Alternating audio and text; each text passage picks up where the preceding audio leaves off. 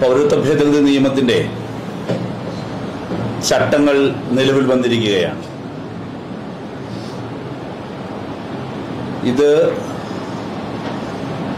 നമ്മുടെ രാജ്യത്തിന്റെ ഭരണഘടനാ തത്വങ്ങളോടുള്ള അങ്ങേയറ്റത്തെ വെല്ലുവിളിയാണ്. ഇന്ത്യ ഒരു മതനിരപേക്ഷ റിപ്പബ്ലിക്കാണ്. അതാണ് ഇന്ത്യൻ ഭരണഘടന വിഭാവനം ചെയ്തിരിക്കുന്നത്. പൗരത്വത്തിന് മതം മാനദണ്ഡമായി വരുന്നു എന്നുള്ളതാണ് പൗരത്വ ഭേദഗതി നിയമത്തിനെതിരെ അപ്പോഴും ഇപ്പോഴും ഡിവൈഎഫ്ഐ ശക്തമായ സമരമുയർത്താനുള്ള പ്രധാന കാരണം. പൗരത്വത്തിന് മതം മാനദണ്ഡമാകരുത്. അത് നമ്മുടെ രാജ്യത്തിന്റെ മതനിരപേക്ഷതയെ തകർക്കുന്നതാണ്. ഒരു മതേതര റിപ്പബ്ലിക്കാണ് ഇന്ത്യ എന്നത് മാറുകയാണ്. ഒരു എത്നിക് റിപ്പബ്ലിക്കിലേക്ക്, വംശീയ റിപ്പബ്ലിക്കിലേക്ക് നമ്മുടെ രാജ്യത്തെ മാറ്റുന്നതിനുള്ള നിർണായകമായ ചുവടുവയ്പ്പാണ് RSS നടത്തിയിരിക്കുന്നത്, BJP ഗവൺമെന്റ് നടത്തിയിരിക്കുന്നത്. ഇത് മുൻപ് CAA മുൻപോട്ട് കൊണ്ടുവന്ന സന്ദർഭത്തിൽ തന്നെ വലിയ തോതിലാണ് രാജ്യത്തെ യുവതികളും യുവാക്കളും പ്രക്ഷോഭത്തിലേക്ക് ഇറങ്ങിയത്. എല്ലാ മതവിഭാഗത്തിൽപ്പെട്ടവരും വലിയ പ്രക്ഷോഭത്തിലേക്ക് അന്ന് അണിനിരക്കുകയുണ്ടായി. ഇപ്പോഴും അതിശക്തമായ പ്രക്ഷോഭത്തിന് ഡിവൈഎഫ്ഐ നേതൃത്വം നൽകും.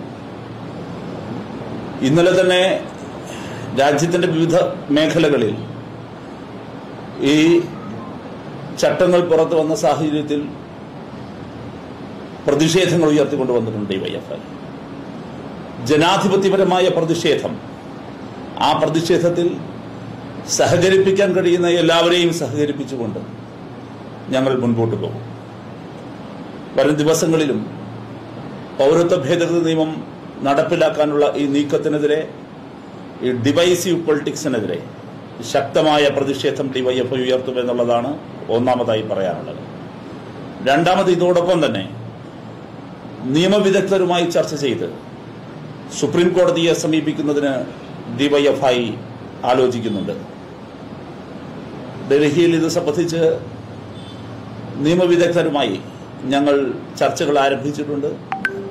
ഇതിന്റെ നിയമപരമായി ഇതിനെ ചോദ്യം ചെയ്യുകയും പൊളിറ്റിക്കൽ ബാറ്റിലിന് പുറമെ തന്നെ ഒരു ലീഗൽ ബാറ്റിലിന്, ഒരു നിയമയുദ്ധത്തിലേക്ക് പോകാനുള്ള സാധ്യതകളെക്കുറിച്ച് ഞങ്ങൾ ആരാഞ്ഞു തുടങ്ങിയിട്ടുണ്ട്.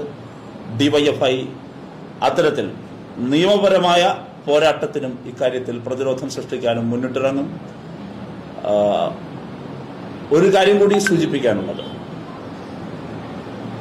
അടിവരയിട്ട് പറയുന്നു, കേരളത്തിൽ പൗരത്വ ഭേദഗതി നിയമം നടപ്പിലാക്കില്ല എന്ന കേരളത്തിന്റെ മുഖ്യമന്ത്രിയുടെ വാക്കുകൾ കേരളത്തിലെ ജനവിഭാഗങ്ങൾക്ക് മാത്രമല്ല രാജ്യത്തിനാകെ ആത്മവിശ്വാസം പകരുന്നതാണ്.